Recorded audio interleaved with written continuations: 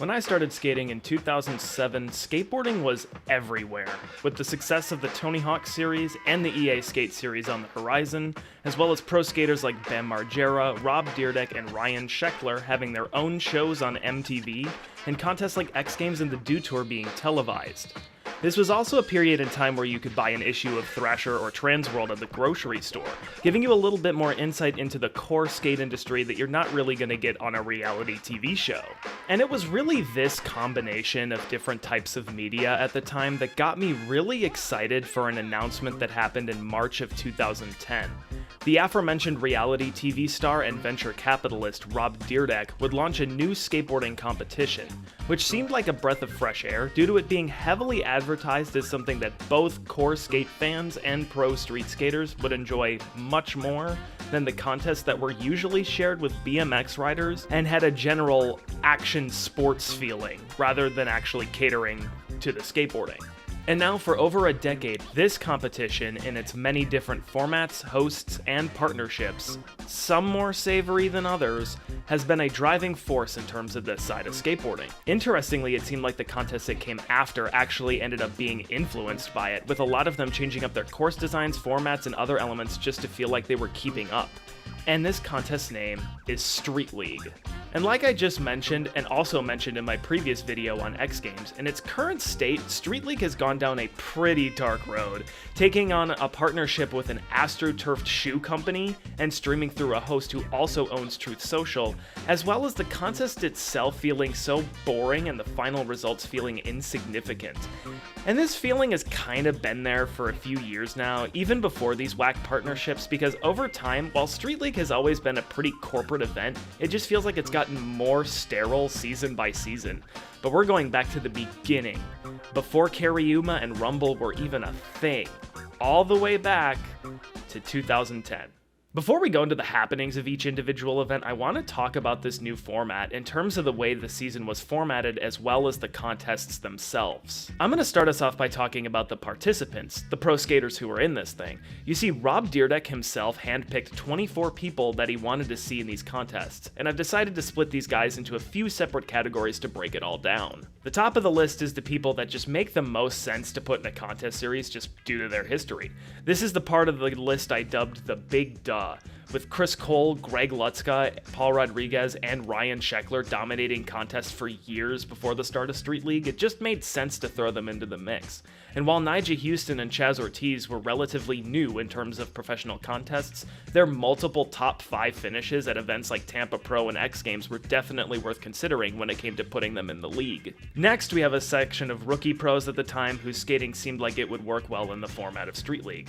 I put David Gonzalez in this part of the list despite, according to his Wikipedia page, not turning pro until 2012, but he makes more sense here than any other category. But with Tori Pudwill turning pro in 2008, Sean Malto turning pro in 2009, and Shane O'Neill and Luan Oliveira turning pro in early 2010, being dudes who were ripping amateur contests and putting out heavy video parts, these were easy decisions for Rob. The next tier on the list I labeled the street dudes. These are guys who weren't really known for their contest history and more known for their video parts. These guys were probably also invited to Street League to get more core skate fans on board with the contest. I'm gonna be honest and say I put Eric Costin in this section of the list before looking at his Wikipedia page because this is nearly a decade of contest crushing. 12 X Games gold medals, 2 Slam City Jam wins, 3 Dew Tour wins, and a Tampa Pro win. But when it comes to Mark Appleyard, Brandon Biebel, Nick Dompierre, Mark Johnson, and PJ Ladd, none of them had a rich contest history whatsoever and never made a final throughout any Street League seasons. However, Peter Ramondetta and Dylan Reeder would each make 1 final, Tommy Sandoval would make 3, and Billy Marks would make it to every final in the 2011 season, including the Super Crown. The final category on this list is the Why Am I Here category. These are 3 dudes that I don't know why they were picked for Street League at all. The first on this list is Mike Mo Capaldi, and while I definitely don't hate his skating, he just seemed like a pretty strange fit for Street League. He may have made 2 finals in the 2011 season, but the only contests Mike Mo ever really did well in were Red Bull Manny Mania and Battle at the Barracks, which are absolutely nothing like Street League. The next on this list is Terry Kennedy, who really makes no sense just due to the fact that he's not really a technical skater. He's a dude who can land tricks and put out footage with a personality, and that's why he had the career he did. From what I can find, TK not only never made a Street League final, he never made a final of any contests. But now he's in prison for aggravated battery after going down a pretty dark path due to a shitty manager, but that's a long story that's been well covered by every skate channel. The final person on this part of this list is Mikey Taylor, who I put here because despite the fact that he made quite a few Street League finals, I think he only got picked because of being teammates with Rob on Alien Workshop, because he's never been anyone's favorite pro skater. Now that we have all the participants out of the way, let's break down the format. The first season of Street League had 3 separate arena stops, in which 7 skaters who made the final would skate in 4 separate sections. In these 4 sections, they had 7 attempts to land tricks. The tricks were scored between 0 and 10, and every single attempt counted toward your final score. The 4 sections were the creative section, the line section, the tech section, and the big section. Looking back, the creative section wasn't really all that creative. The first stop's creative section was a bump over barrier style obstacle with ledges that kind of acted as low to highs. The second stop had this sort of bump to down rail thing going on where you could also gap over the middle platform. And the last stop was just a bump to bump with the option to send it off a taller, fatter gap. None of these obstacles really scream creative to me. It seems like they're suited for technical flip tricks and grind combos, which don't necessarily have to be all that creative to score highly. They also just look like obstacles you'd see at quite a few skate parks and are very similar to what contest courses look like to this day. The line section here is pretty self-explanatory, 2 sets of obstacles in tandem with one another where the goal is to land tricks on each set. If you landed your first trick but failed your second, you would still get a 0. And these obstacles tended to be pretty typical, with the first obstacle being some sort of mellower, smaller ledge or handrail that led into a larger or longer grind or gap for the second obstacle. There's really not a whole lot to say here. This section isn't really worthy of critique. None of the obstacles really seem that challenging for anyone. The tech section usually consisted of a combination of benches and flat bars made to get the most difficult combo maneuvers out of these guys. There were a lot of guys who this was their weakest section, namely Nyjah and Sheckler, due to the fact that their contest victories usually came from big gaps and rails. But there were dudes who actually did really well on these obstacles and held their ground, and I really don't have a whole lot to say about the contents of the obstacles from this season, except for the Ontario stop. This one had 2 upward sloping square rails and a long bench with a lower section that had to be tricked over. This one annoys me because square rails are kind of a mindfuck when it comes to locking in tricks like feebles, smiths, and crooked grinds. So if one of your go-to tricks is one of those grinds, that's out the window. Also, the center bench requiring you to kind of skate it end to end meant that nobody flipped into anything because holding a trick that long after flipping into it is too risky when every trick counts. And we'll get into it during the contest analysis, but nobody was feeling this tech section at all. You could see it in their faces and body language rolling up to and away from their tricks. And finally, the big section is incredibly self-explanatory. The big carcass tossing crescendo to see who walks away with the big $150,000 check at the end. The last stop definitely had the best big section, which was an 8 stair with a round handrail, which is kind of the best way to do things. I thought the first big section was just okay. It had the same square rail problem as the tech section I explained before, but the hubbas and gap are not really worth criticizing. They're totally fine. But just like before, it's the second Ontario stop where I have the issue. The 3-block, hubba, and launch kicker are all fine. It's these gnarly low to high flat bars that I have an issue with. First off, they're square, not a fan of that, and secondly, with that high of a drop, there's just too much to go wrong for this to be an obstacle for a contest where every trick counts. You can stick on this thing and crack your head open, which might make me sound like a pussy for pointing out how dangerous something is when it comes to skateboarding, but it definitely is a factor to consider when making an obstacle for a contest. Out of everything, this and the tech section at the same stop are definitely the worst obstacles of this season. But now, let's get into each of these events and analyze each final section by section. I am joined right now by my good friend and teammate, Steve Barrow. Oh no! Hi! Oh god damn it! The first ever Street League contest took place on August 28, 2010 at the Jobbing.com Arena in Glendale, Arizona. The final here in this inaugural event featured Tori Pudwill, Chaz Ortiz, Nyjah Houston, Sean Malto, Paul Rodriguez, Shane O'Neill, and Chris Cole. Making the final through the last chance qualifier meant that T-Puds went first, setting off the first section of the first final with a nollie crooked grind. He also landed a backsmith back 1, a back nose blunt, and a back 3, but a couple of bails held him back in 5th place at the end of the section due to every score in this contest counting. Malto was right behind him in 6th, having only 1 bail in this section, but he had relatively low scores in comparison to almost everyone else, not even scoring above a 5, and one of those scores being a 2.5 on an incredibly sketchy front nose blunt. But Chaz Ortiz would be ending the section in last place, bailing twice and not scoring above 4.7, which was on a nollie big spin over the center. As you'll see in later sections from some skaters, having a lower average can work out for you if you land everything, but when you don't, people can definitely jump ahead of you on the leaderboard. Just like Paul Rodriguez, who actually spent most of the creative section in last, due to starting out with a couple of low scores and then bailing a couple of switch trays.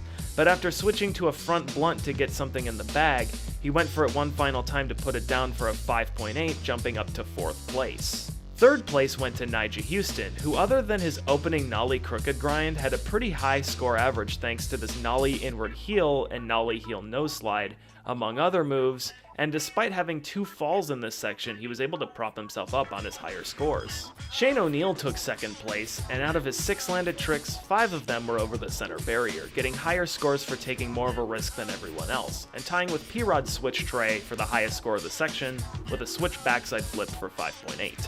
But Chris Cole would come out of the creative section in 1st, after qualifying for the finals in 1st, being the only one to skate flawlessly in this section and putting down the 2nd highest score of a 5.7 with a 180 switch crook. Among other tricks, Cole put down this 360 varial foot plant maneuver, and the crowd did not like that the judges only scored it a 3.1. But looking at other scores, the only clean trick that comes close to that score would be Malto's front crook for 3.2. But even looking at the footage, that was a missed lock-in, basically an angled nose grind, so I don't know, 3.1 on the flashy move seems fair to me.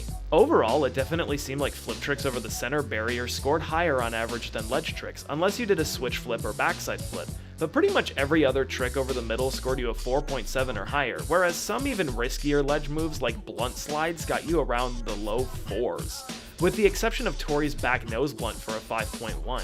Other than this, the highest scoring ledge trick that you couldn't really call a combo was P-Rod's switch front blunt for 5.6. I also noticed that Chaz Ortiz did a back nose grind back 180 for a 4.4, and T-Puds did a backsmith back 180 for nearly a full point higher at 5.2. And I was gonna say that maybe it was because it looked like Chaz dragged his nose a little bit, but looking back at the backsmith, the rail of Tori's board doesn't look like it touched the ledge, so part of me wishes that those scores were a little similar. Other than that, besides P-Rod's aforementioned switch front blunt, the 2 highest scores on the ledge were Nigel's nollie heel nose slide for 5.5 and Chris Cole's 180 switch crook for 5.7. I think maybe Nigel's trick in theory should have scored higher, but it looked like he kind of fell back while in the slide and then recentered himself, so he got docked for a little bit of sketch there. Because you know what, Rob? Every trick counts. Go away! Nobody likes you! They're still there! Moving on to the line section, Chaz Ortiz started off due to finishing the creative section in last, and thanks to skating flawlessly, he was able to move all the way up to 4th place. Almost all of his lines included some sort of flip trick or shove it, giving him the 2nd highest total of line scores with 33 points. His highest scoring line included a very rare and awkward nollie big spin back lip, giving him a 5.4 despite starting off the line with a basic nose grind. Right ahead of him, also with a flawless line section, would be Sean Malto.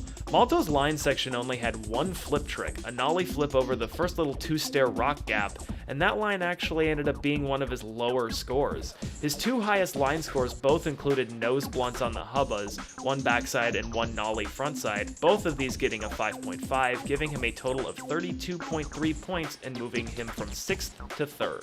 One of 2 guys who didn't change places would be Shane O'Neill, who went 6 for 7, flipping his board in 5 of his landed lines and putting down the highest score of the section by doing a nollie back heel over the first gap to switch big heel down the stairs for a 6.3, and despite the 1 bail, he earned enough enough points to keep second place. But Naija would jump from third all the way up to taking the lead, thanks to a flawless line section, even though he did miss his trucks on a kickflip back grind and had to redirect course to get to the hubba for a nollie crook, which might have been simpler than what he originally planned. On the other hand, Naija did get more tech on the handrail than most of the other skaters, with a kickflip backtail and backtail big spin in his lines, and ended up with the highest section score of 35.7. T-Puds would be unable to climb the leaderboard and stayed back in 5th. He did land 6 of his lines, but it seemed like his average was just a bit lower than everyone else, and it helped that Chaz and Malto, who were around the same average, landed all of their lines. His line section started out with a nollie flip into nearly giving himself a heart attack on a nollie back flip.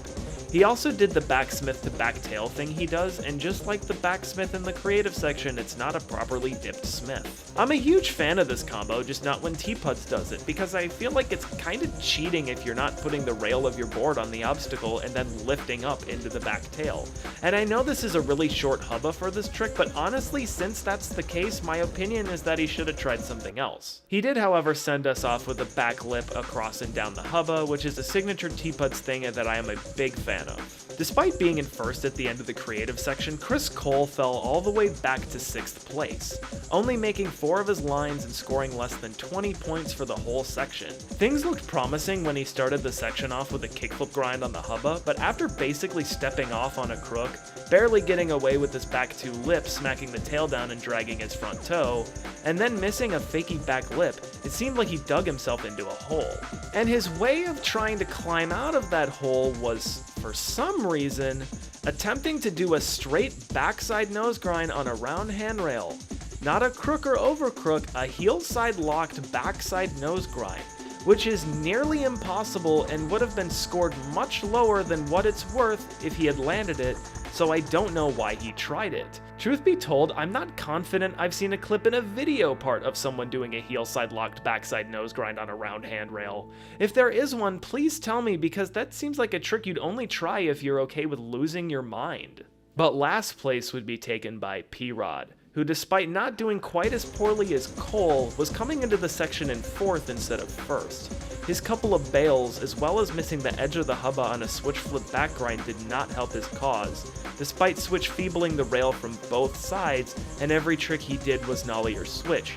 He couldn't keep up and fell to the back of the pack. I feel like the line section here doesn't really require the same level of analysis as some of the other sections. This one seemed like score-wise there's not a whole lot of things that stick out. Everything kind of made sense here. I don't really think anything was low or highballed. This was just a nice, clean section. Moving on to the tech section, P-Rod was actually able to get himself out of last place and jump into 5th, landing 6 out of 7 tricks, shoving out and flipping his board to score high enough to improve his standings, and ending his section with a perfectly balanced back nose grind nollie heel. Despite Chaz making up points in the line section, he would find himself struggling in the tech section. His first trick was a feeble to back smith for a 5, and that would be his highest score in the section. Chaz isn't really the most technical skater when it comes to ledges, and his more simplistic tricks like 5-0 to switch crook just wasn't enough to get the judges moving, only earning 22.6 points in the tech section and moving down to 6th place. But Chris Cole's struggle from the line section would continue in the tech section, having a similar problem to Chaz, except Cole was able to put down some harder moves, like this back 180 switch front crook to forward, this fakey front blunt, and this back 180 nose grind revert. But it was a couple of bails on a 5-0 to front nose that caused Cole to take last place at the end of the section, despite finishing the creative section in 1st. Sean Malto would drop from 3rd to 4th, which isn't quite as dramatic of a change as Chaz or Cole, but still noteworthy. Also having a couple of bails in this section, the tricks he did land seemed to score just high enough to keep him from falling too far behind. However, I will say that this feeble up the A-frame to 5-0 down did not really deserve the 5.0 it got, just due to the fact that it's not really that crazy of a combo, since both tricks are a heel side lock-in and you're kind of just lifting your front truck up to switch grinds. For reference, Chaz front feebled through the whole A-frame rail and only got a 4.6, when I think that's a much harder trick than this, especially when you factor in that feebles on square bars are much harder than 5-0s, especially frontside ones. Naija would fall back to 3rd place from having the top spot, and from the commentary, it sounded like Naija was actually pretty intimidated by the tech section, being that he's much more comfortable on rails, hubbas, and gaps, and this translated to him having the lowest tech section score of just 20.7. I will say he did try his best though, putting down a kickflip back tail and front shove nose grind, and trying to step up with a switch tail switch heel and nose manny nollie heel, but not being able to put them down. T-Puds took a big jump from 5th all the way up to 2nd, with moves like this front feeble to Smith, this sketchy but still hung on to cab back lip, as well as this kickflip back lip. I will say I'm not a huge fan of the backsmith to back tail again. Despite this being an obstacle you can grind more of, he still does not get the rail of his board to touch down on the smith. He also doesn't dip the smith grind on this backsmith to crook, and it was incredibly sketchy but was his highest scoring trick in this section. To sort of explain myself, the reason why I think feeble to 50-50 is illegal is because feebles are easier to aim for than backside grinds, since you don't really need to turn at all to get into them, and then you're switching to another grind that you're locking on the same side of the truck, and it takes very little effort to do that. Man, I wasn't expecting to be so down on T-Puds of all people when I started this. People are gonna think I'm some sort of weird hater or something. But Shane O'Neill would jump into 1st place thanks to having very high scores in the tech section. I thought that the nollie flip nose slide big spin that Shane did was either overscored or the similar tricks he did were scored too low. For reference, Shane did a nollie flip nose slide which scored 4.8, and the big spin upgrade scored 6.9, over 2 full points higher. It's worth noting that nose slide big spin is kind of baby's first ledge combo. Like, Chaz did this trick by itself in the creative section and got just a 4.3 for it, which was the lowest scoring combo move of the section. Shane did do this combo really quickly and it was first try, so I can see them rewarding that, but it's still a pretty high reward. Like the switch flip back tail got a 5.6, 1.3 points lower, and I think that trick is a lot more awkward than a nollie flip no slide, even with the big spin out. In my head I was thinking maybe a 6.2 or 6.3 would be a better score for the nollie flip no slide big spin, but I still think that the 5.3 nollie flip crook should be a little bit higher if the nollie flip no slide big spin is a 6+ point trick. Or I sound like I'm just talking out of my ass, which is totally possible. Moving on to the big section, after the first 6 attempts, Chris Cole was able to pop up to 5th place out of being in last, thanks to only missing one trick at that point and putting down big moves like the back 270 lip and his signature grapefruit grind for a 7.5. P-Rod was right behind him in 6th, putting down a couple of lower scores but managing to get a 6.5 on this switchback lip. But on attempt number 6, he missed a switch crook and, knocked his noggin. Oh, he knocked his noggin. He knocked his noggin. Chaz Ortiz fell all the way down to last place, bailing a couple of tricks, but also scoring much lower than everybody else, his highest score of the whole section being this nollie big spin for a 5.6. Sean Malto would continue to stay in 4th from his finish in the tech section, landing 5 out of 6 up to that point and sticking to his more simplistic bag of tricks to try to win the whole thing based on consistency. Although the problem with that is when it blows in your face due to bails and you don't have more difficult moves to make it up, which is kind of what happened with this back nose blunt. T-Puds would end up in 3rd, actually dipping a backsmith on the hubba but breaking his board on a back 3 and having to borrow Ryan Scheckler's board to put down a back tail while getting a new board set up for a back lip and a very sketchy backsmith to back tail that somehow got a 4.3. Shane O'Neill got bumped down to 2nd place, putting down 4 of 6 moves at that point, including this nollie back heel and switch frontside big spin, and only needed a 2.3 on attempt number 6 to take the lead, but sadly missed a simple tray flip. It all came down to the final attempt. Chris Cole only needed a 6.5 for the lead, but missed the edge of the hubba on a tray flip grind and didn't get enough points to take the lead. Chaz Ortiz was out of contention but still landed a kickflip front board to put him into 6th.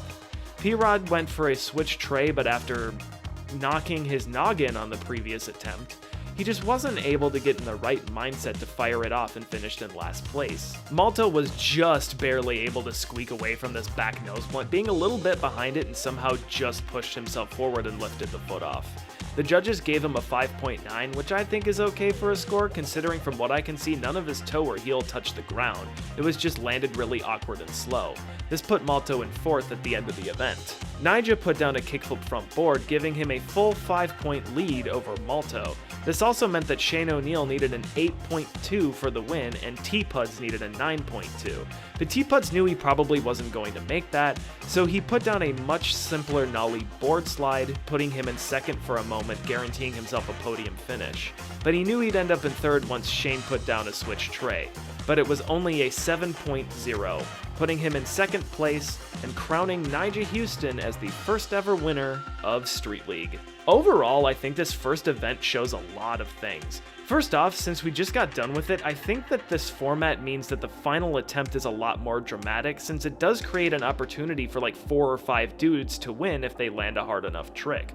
Which in a lot of other formats, some of the top dudes can make themselves untouchable really fast, and it's not as entertaining as watching a bunch of people fight for second and third place. Also, I feel like the technical section didn't really yield as difficult of tricks as maybe Rob and the other contest runners expected, but I don't really feel like you should expect flip in, flip out shit and every trick to be landed. I think you should pick one. It seemed like Shane was the only guy who really delivered what they wanted in that section, because Rob seemed pretty critical of a lot of guys' approach to the section, even though they seemed to just be playing it safe to get the section over with.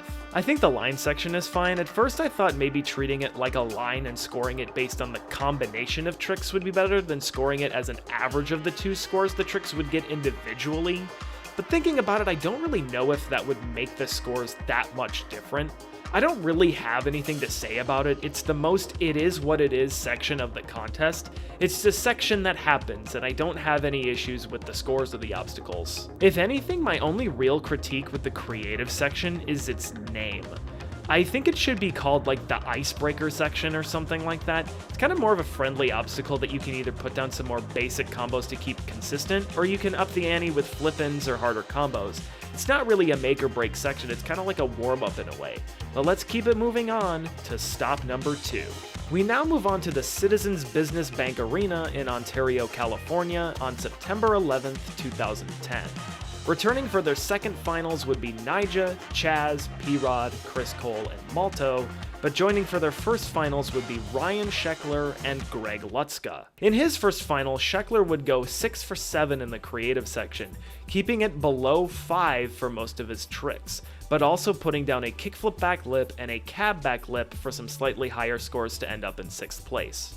When Sheckler landed the cab back lip, Barra pointed out that cab back lip is one of his favorite tricks, which, man, if that's the case, no wonder Karyuma sponsors every contest now. But sadly, coming out of the creative section in last would be Chris Cole, only landing 5 tricks, and other than this generously scored 6.1 grapefruit grind, which was about 60% lip slide, tended to have pretty low scores, like throwing out a scare walk to only receive a 3.3.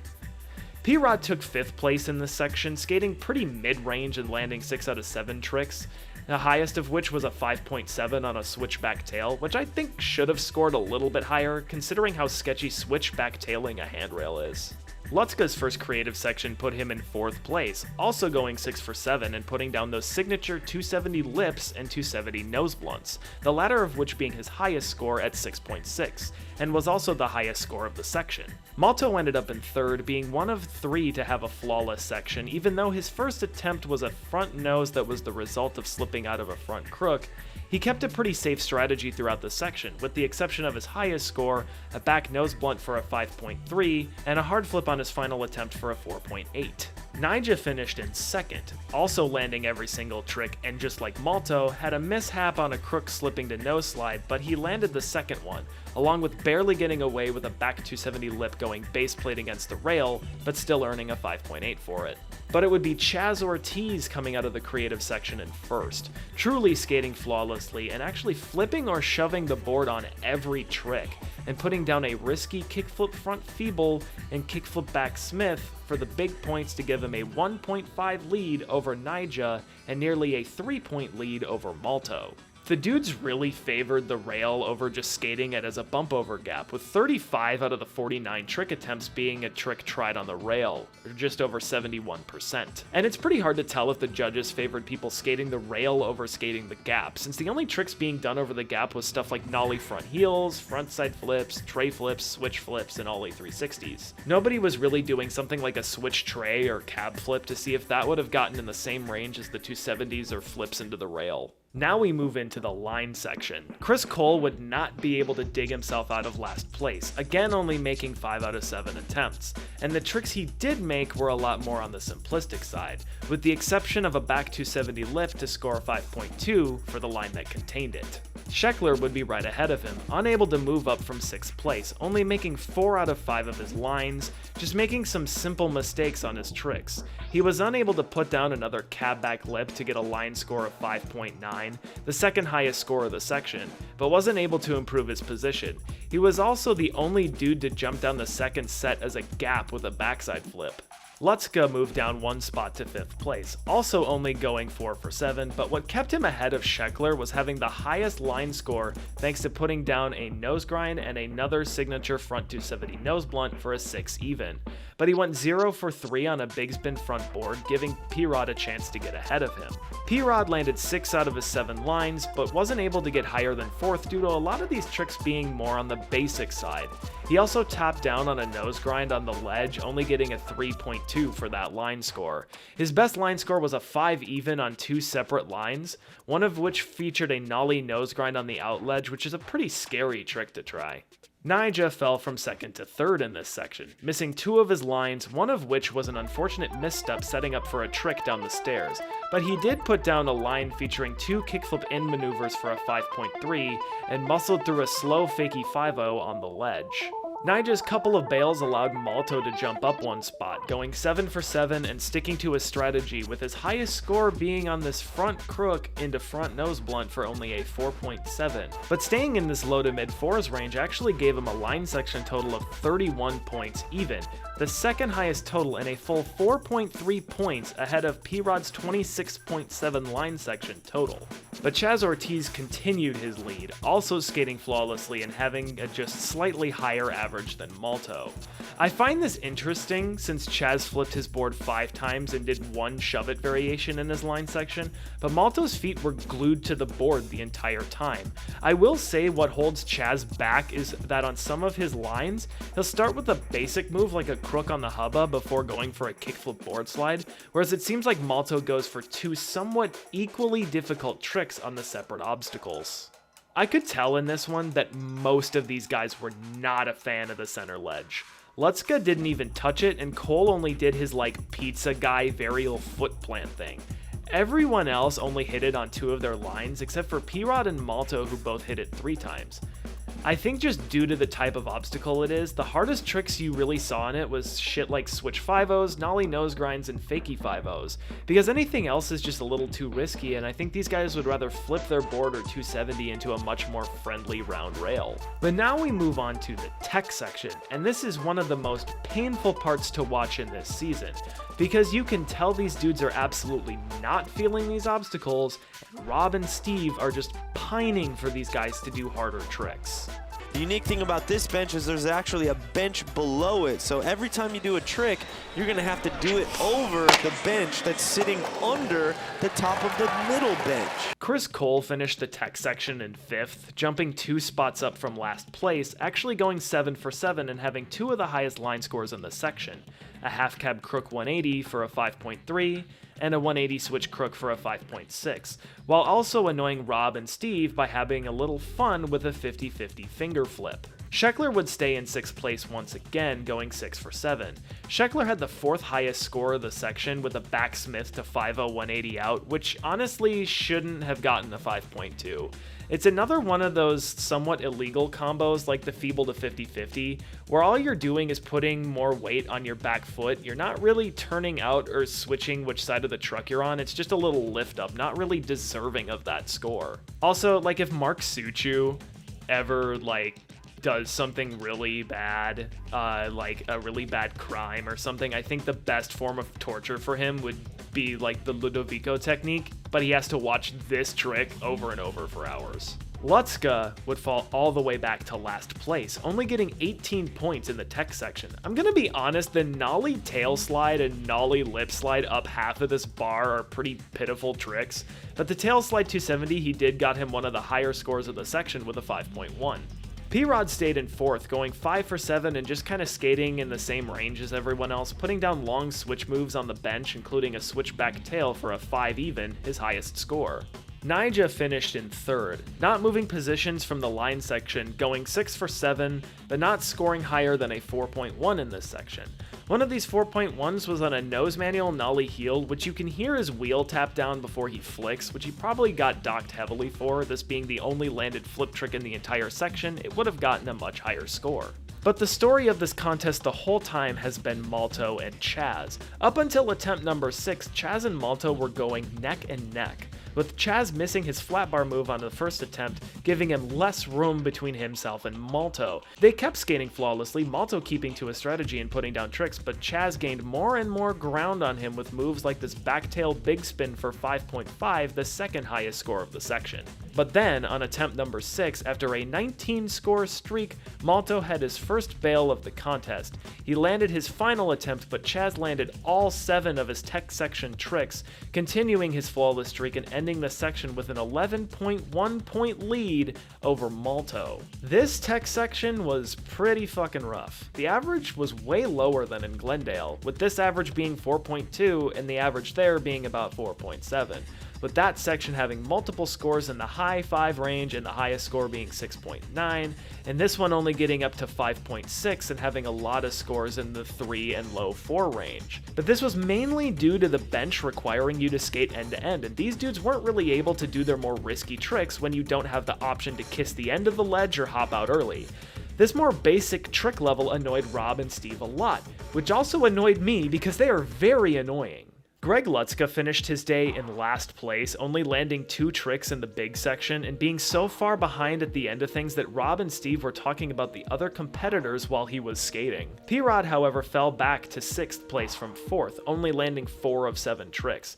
If I'm being honest, it looks like this big section had anyone but P-Rod in mind when they built it, as he looked pretty shook trying to skate the sketchy low to high flat bar. Chris Cole stayed in 5th, also landing 4 tricks, pretty much only going for the gap down the set, but also kickflipping over the flat bar, and that only got a 4.7, which I think is a little bit low since it's much harder to go over a flat bar than a downward sloping handrail. Cole had a chance to bump up to the podium, but didn't put down the back 360 kickflip he tried. Scheckler bumped up to 4th place from 6th, going 5 for 7, mainly launching off the big kicker off the back of the hubba, putting down the highest score of the section with the backside ollie 360 for a 7.3. Nyjah continued to hold down 3rd place, also landing 5 out of 7 tricks and being the only guy rotating his board into the flat bars with a big spin front board and kickflip back lip, the latter of which he stuck and almost spilled his brains on the concrete the try before. But just like the tech section, the story came down to Malto versus Chaz. On attempt number 1, Malto put down a nollie 5-0 and put himself within sniffing distance of Chaz, 6.3 points behind him. But Chaz fell for the first time in the entire contest, meaning that Malto gained a lot of ground on him. On attempts 2 through 6, they were both landing trick for trick. However, Malto's tricks were just slightly higher than Chaz's. Chaz's lead kept getting shorter and shorter, only gaining a little bit more distance on attempt number 4, when Malto's 4.1 put him a little farther back due to Chaz's 4.5 on a backside flip. On attempt number 5, Malto put down a nollie back nose grind for a 5.5, and in response, Chaz just did a simple feeble grind for a 4, meaning Malto made up a 1.5 on him. Attempt number 6 was a similar situation, with Chaz just hoping to keep Malto far enough away that he can just land a trick to win, but Malto's trick was 1.3 points higher on this attempt. It came down to the final trick once again. Malto overcooked the flat bar for a 5.5, and Chaz only needed a 2 to take the lead. Chaz missed the truck on his crooked grind and gave Malto his first Street League win. I like the drama at the end of this contest, but I wish it could have taken place on better obstacles. The flat bars here are super sketchy, and I feel like the battle for 3rd place would have been much more serious if there was a handrail in the mix. Scheckler and Nyjah were also the only dudes who used that kicker off the back of the hubba, and Nyjah didn't even land his trick off it. It's pretty obvious, but skating the flat bars was obviously where the biggest points were. For example, Malto's overcrook on the flat bar and nollie back nose grind on the hubba were the same score. So a nollie into a pretty similar grind gives you the same score as just ollieing into it on the flat bar. Also, Malto and Sheckler both nose grinded the flat bars for 4.8, but P-Rod did a nose grind for a hubba and it scored half a point lower. It's also hard to tell how well they were rewarding just jumping down the set, given that the tricks done down it were a little bit more on the basic side, like straight flip tricks, 180 flip tricks, and ollie 360s. Nyjah did go for a switch big heel, but put both of his hands down, so it got shot down pretty significantly. Yeah, this one was weird. I sincerely believe that 90% of the reason why things went down the way they did was because these obstacles kinda sucked and these dudes didn't want to skate them. I feel like P-Rod specifically felt out of place here, especially in the line and big sections, and the less tech guys like Lutzka, Sheckler, and Nyjah did not dig the upward square bars and bench over bench at all. If anything, I feel like the obstacle that was liked the most was the creative section. I definitely feel like that one was the most friendly, whereas everything else was a lot scarier and sketchier, and you can't really expect people to do anything besides basics and their go-tos when they're scared to skate what you build in the first place. But next up is the first championship of Street League, where we get to see who takes home the glory for the first season in the contest's history. This championship took place at the Thomas & Mack Center in Las Vegas on September 25th, 2010, and whoa, we're in 16x9 now. Sheckler, Lutzka, and Shane O'Neill made it back for their second finals, and P-Rod, Chaz, Nyjah, and Chris Cole continued their perfect attendance. At the beginning of the event, Rob mentions that Nyjah only needed 5th place to win the overall season title, which I feel like is kind of spoiling the winner before anyone even puts their wheels on the ground, but, you know, whatever, let's talk about the rest of this, I guess. Sheckler started the creative section due to qualifying in through the LCQ, and ended up going 6 for 7, putting down 3 moves off the big bump, including a back 3 for a 6.8, and this fakey frontside flip over the smaller gap for a 6.7, putting him in 4th place. Lutzka would be right behind him in 5th, surprisingly going the street grab route for his creative section, starting off with a Weddle grab 180, or is it technically a slob even though it's street? Also doing a melon grab 180 and a kickflip melon. Chris Cole would be less than a point behind Lutzka in 6th, also going the street grab route, but for some reason not getting as high of a scores as Lutzka. I personally love this tuck knee done to perfection, along with this back heel and 360 ollie 1 foot over the smaller gap. But P-Rod only landed 5 tricks in this section, and only went for the smaller bump, barely hanging on to the switch flip that shot up to the sky, and going 0 for 2 on a frontside flip of all tricks, which put him down in last place. Nyjah had a flawless creative section, pretty much sticking to the smaller gap with the exception of a kickflip and this nollie front heel, which got the score of 7 even, the highest score of the section. Chaz also went 7 for 7, but 6 of those tricks were off the big bump, including a nollie big spin and nollie back 3, which scored 6.7 and 6.9 respectively, and with these tricks got him tied for 1st place with Shane O'Neill. Shane exclusively skated the smaller gap, but was putting down technical flip tricks over it like the switch tray, nollie backside flip, and nollie back heel, which was the highest scoring trick over the smaller gap at 6.8. The difference between skating off the lower or higher bump here is pretty significant. Sheckler, P-Rod, Nyjah, and Chris Cole all tray flipped off the smaller bump and their scores were anywhere from 4.3 to 4.7, but Chaz tray flipped off the big bump and got a 6.2, a point and a half higher than the highest scores off the small bump. Nyjah's backside flip off the small bump got a 4.4, but Chaz's off the big one got 6.1. Shane's nollie big spin off the small bump and Chaz's over the big bump has a 1.6 difference. The only real anomaly here is that Cole's backside ollie 3 over the small gap got a 5.8, but Sheckler's big one got a 6.8. Maybe they rewarded Cole for kicking his foot off, but I don't know how high of a boost that would get. I don't think Street League judges are super keen on little things like 1-foots and street grabs. Although Lutzka's kickflip grab got a 6.4 when Chaz and Sheckler did straight kickflips for much lower scores, so I don't know, maybe they like grabs and 1-foots on this one specific section and then never again. It's also worth pointing out that the totals in this section were much higher than any other section. On average, high totals in most of these sections are in the 32 to 35 range, with mid-range totals being around 25. But the top 2 were over 40, with 4 of the guys scoring over 30, which isn't the case anywhere else. In the line section, P-Rod was able to move up to 6th from last place, only making 4 of his lines, but even though he did put down a 6.0 line with a switch tail slide right into front nose blunt on the ledge, the main reason he moved up a spot was due to Lutzka's performance. Greg only landed 3 of his lines, and his highest score was just a 5.1 with the signature front 270 lip into a Smith grind. Scheckler moved down to 5th from 4th, landing 5 of his lines, but his average was just a little bit lower than the guys ahead of him due to starting the section with just a 3.8. But he did front feeble and backsmith the long flat bars just to keep him from falling too far back. Chris Cole jumped up to 4th from 6th with a flawless line section, hitting the long flat bar in 3 of his lines, including a nose grind and a backsmith, as well as ending one of his lines with a switchback tail on the ledge, and being the only guy to manual down the bank and across the flat into a nose slide on the ledge for a 6 even. Chaz bumped down to 3rd from being tied for 1st, bailing one of his lines, but had a couple of low scores at 4.2 and 3.6, although also having a 6.1 thanks to a kickflip backboard into tail slide 270. Nyjah moved up 1 spot into 2nd place, technically skating flawlessly, even though one of those lines was a kickflip backtail fakie that went wrong, so he reverted to do a sketchy tray flip for a 2.8, but he did have one of the highest line scores thanks to a kickflip back lip into crook on the flat bar for a 6.2. But Shane continued his lead. Even though he didn't have a flawless line section, he had 3 of the highest line scores, with a nollie frontside flip into switch tail 270, and then a big spin front board into a switch tail slide, both scoring 6.3, and a nollie tray into nollie no slide big spin for a 6.5. Even though the flat bar was a good way to do simpler tricks to get more points, it was only used in 6 of the 49 attempts. Cole and Nyjah had the 2 highest line section totals, and both of their highest scores have the flat bar in their line if you omit Cole's manual to no slide. And even if your handrail trick was more of a setup, your full line score would be higher than some of the more technical rail moves when you hit the ledge.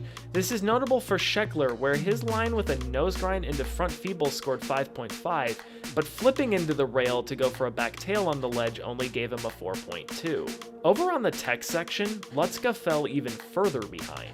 He started the section 29.3 points behind the lead, and after landing his final trick, he ended up 38 points behind. He landed 5 of his tricks, but they were relatively low scores aside from the saggy front tail 270 and the fakey flip nose grind. P-Rod stayed in 6th place, but was able to gain a little bit of ground at the end of the section thanks to landing 6 of his tricks, 3 of which were a 6 or higher, including his highest score of a 6.6 for a switch flip back tail. Scheckler also kept his same spot down in 5th, actually falling a few points behind at the end of the section, starting out 15 points behind and ending with 20, but he did surprise me with a couple of tasteful combos like the backsmith to back tail and the blunt slide to back lip that he just barely got away with. Nyjah ended up tying with Chaz Ortiz for 3rd at the end of the section, dropping down from 2nd place. He landed 6 of his tricks, but quite a few of them were pretty low scores, including this missed back 180 switch front crook for 2.7, but he was able to keep himself in the running with a few flip-ins, including this unexpected nollie heel nose slide. Chaz only went 5 for 7, but 2 of those scores were in the 6 range, a 6.1 back tail big spin, and a 6.7 half cab nose to back tail, which in a few videos from now will probably be a trick name I say every single video. But the real story in the tech section was Chris Cole, who made it all the way up to 2nd place from 4th by being the only one with a flawless tech section, even though he did scrape on a crook to manual and got a 2.7, but most of his other scores were in the high 5, low 6 range, with moves like the back 180 switch front crook forward and the fakey front blunt. These kept him only 1.1 points behind the leader at the end of the section. And that leader was once again Shane O'Neill, who despite only landing 5 tricks in the section kept his lead with really high scores, like throwing out another nollie flip nose slide big spin for a 7.1, but this time the regular nollie flip nose slide was a 5.6, so this being a 1.5 upgrade is far less egregious than the 2.1 difference in the first stop. He also had a 6.9 on a switch flip back tail, and a 6.3 on a nollie flip crook, which kept him from falling victim to the other guy's more consistent performances. Now we get to the final big section of the season. Just like last event, Lutska fell even further behind and finished in last place, only landing 3 tricks with pretty low scores, being the only guy with a final score below 100. P-Rod also struggled in the big section, only landing 4 of his tricks, although one of them was a nollie front feeble and the other was a switchback lip, but it took him 4 tries to make it. Sheckler stayed in 5th for the final standings, but he didn't go down without a fight, being the only dude going over the middle bar fakie, putting down this fakie frontside flip for a 7.4, and landing this cab back lip for an 8.2, the highest score of the entire season. Chaz Ortiz didn't move up in the standings, staying in 4th place, only landing 3 tricks, just barely doing enough to keep Sheckler off his back, finishing 1.1 points ahead of him. Nyjah took 3rd place overall, landing 4 out of 7 tricks, which doesn't seem like a lot, but what kept him ahead was a back 270 lip for an 8.1, the second highest score of the season. This performance made Nyjah the first overall Street League champion, but since he didn't win this event, and that's how we do every championship going forward, I don't really see it that way. The battle for first place this time was between Chris Cole and Shane O'Neill. With their scores being so close together, every time Cole landed a trick, he would overtake Shane, but since Shane went last on every try, he always had a chance to overtake him.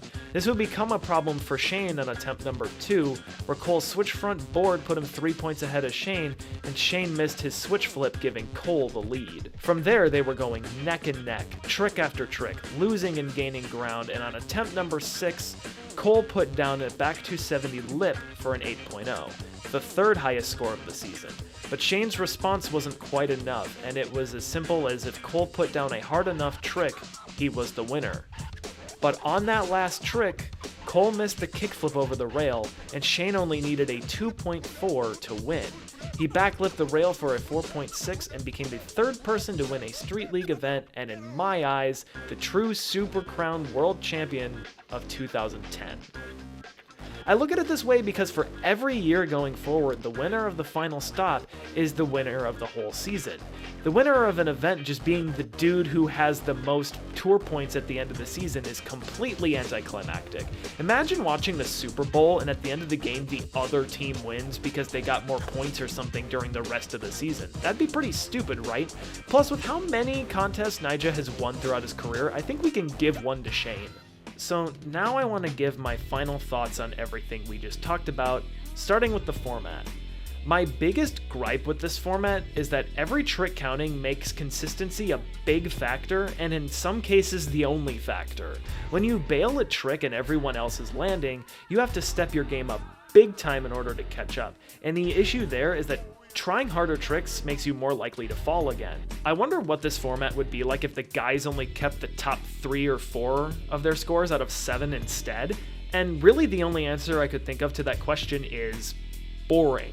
Because on the flip side, every trick counting does make this more entertaining, particularly during the tech and big sections. In all 3 contests this season, the final big section was either 2 guys battling it out or someone nipping at the other guy's heels, and that always makes these final sections intense because you know if one of them bails, they basically hand it to the other guy. And I'll get into it in future videos, but in formats later down the line, there are plenty of times where the winner closes out their lead pretty early and becomes untouchable, leaving the rest of the pack to battle for 2nd and 3rd place, which while that performance for that one guy is pretty impressive, it makes the final few attempts pretty anticlimactic and boring. I also want to talk about the commentary.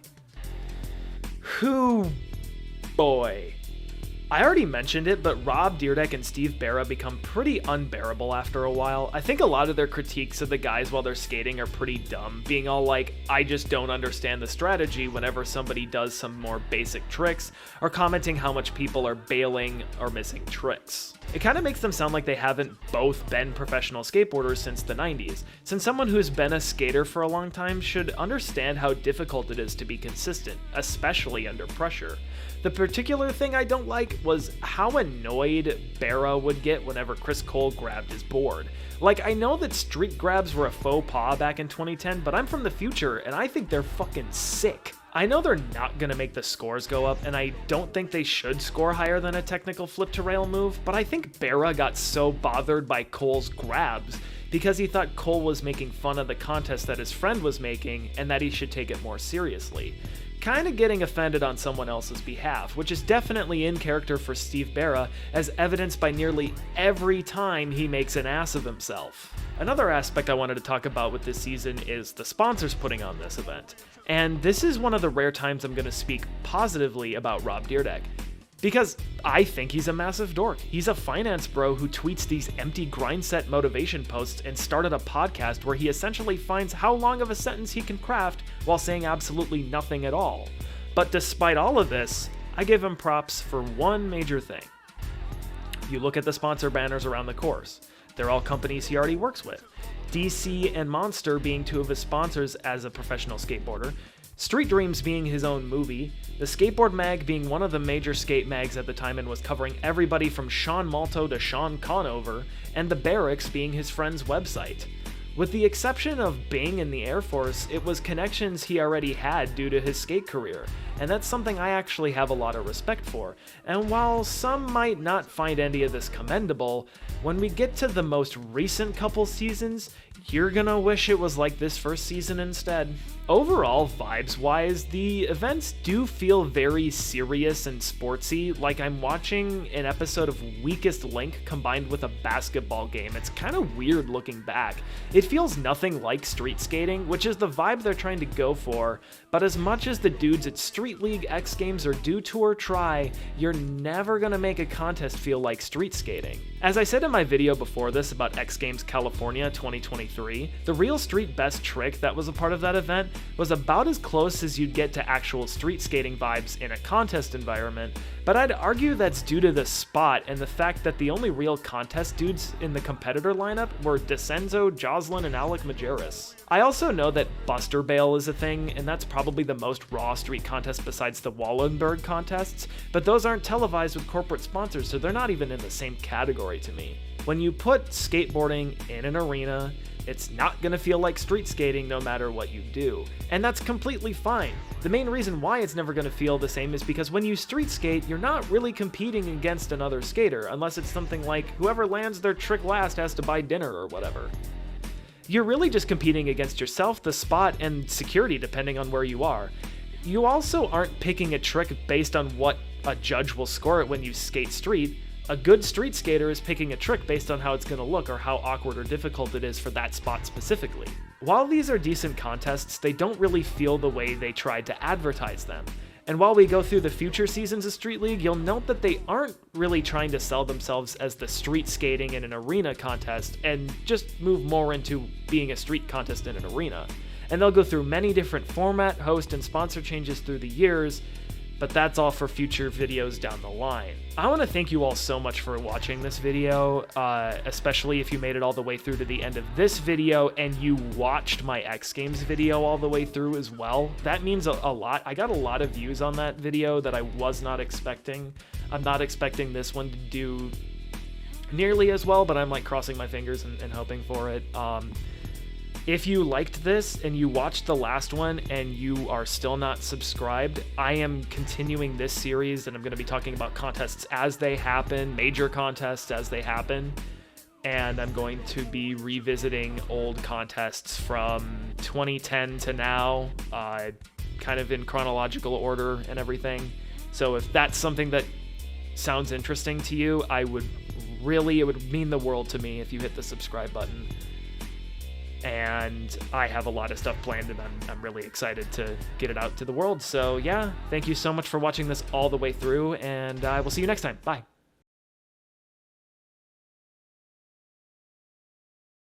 He knocked his nose.